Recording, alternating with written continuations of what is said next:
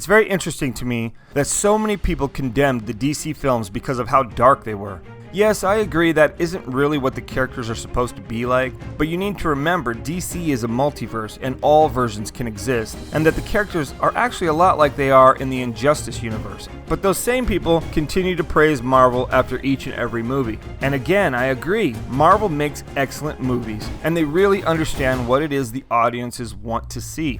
And even after one movie might not do as well as they hope, they still stick to the plan without going into panic mode like Warner Brothers does every time. But are Marvel movies really that much brighter or filled with hope? Winter Soldier, Civil War, Infinity War, and especially Endgame are all pretty dark and bleak. But I think it works because unlike Warner Brothers, they developed the characters first.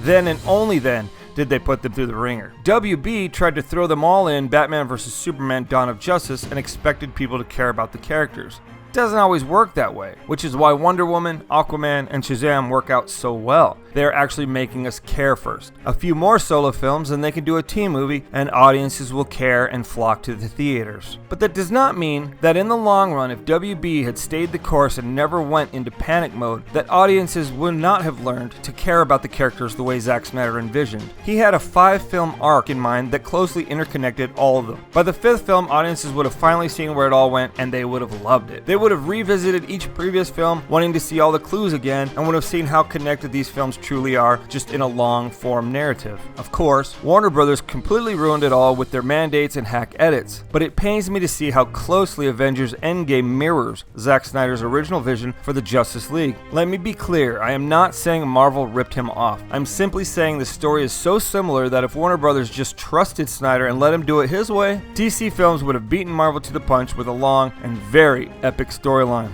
Now, I'm not trying to ruin anyone's viewing experience with Avengers Endgame, so take caution. Spoiler alert. But let's be serious, with a $1.2 billion opening weekend, there aren't too many people that haven't already seen the film.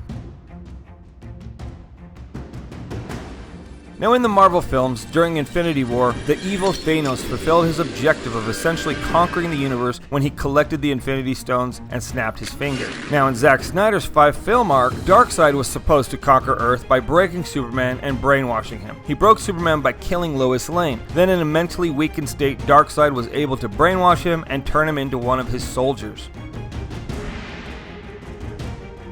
She was my world.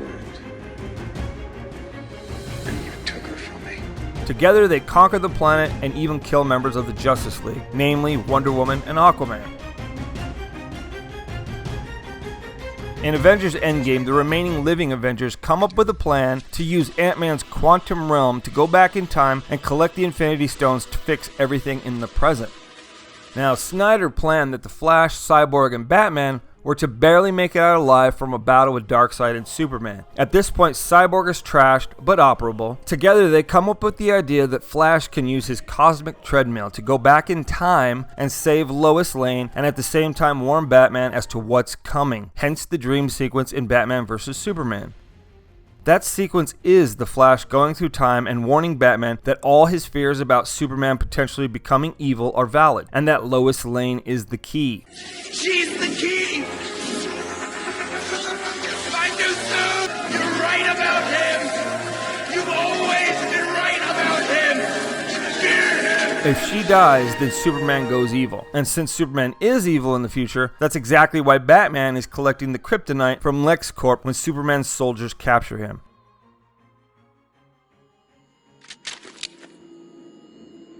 I'm sorry.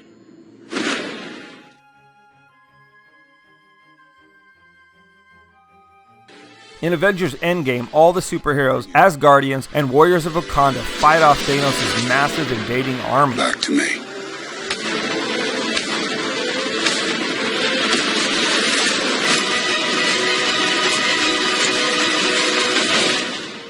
Well, in Snyder's films, after successfully going back in time and successfully returning Superman to his normal self, there is then a massive war between Darkseid and his Parademon army with all of the Earth, including Atlantis, the Amazons of Themyscira, and all of the superheroes in the DC universe.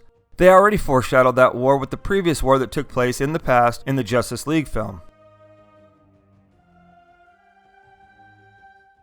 And of course, that ending. In Marvel's Avengers Endgame, everyone was very sad to see Iron Man gave his life to save the planet.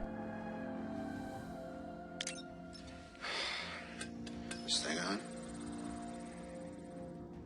Hey, Miss Potts. If you find this recording, don't feel bad about this. Part of the journey is the end.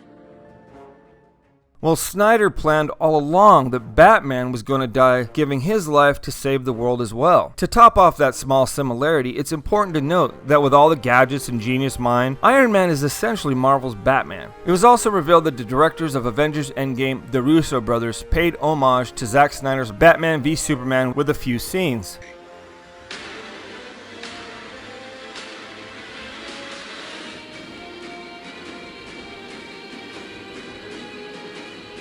So again, I'm not calling Marvel or the Russo brothers thieves. They made an incredible movie with Avengers Endgame, a movie I plan to see multiple times in the theater. But what I am doing is calling out Warner Brothers for making yet another bad decision. One of many, only this time their bad choices made them miss an incredible opportunity to show the world that they could set the standard rather than ride on Marvel's coattails. I believe the DC pantheon of superheroes is superior to Marvel's pantheon, but at the same time, Disney understands the full vision much better than Warner Brothers ever will.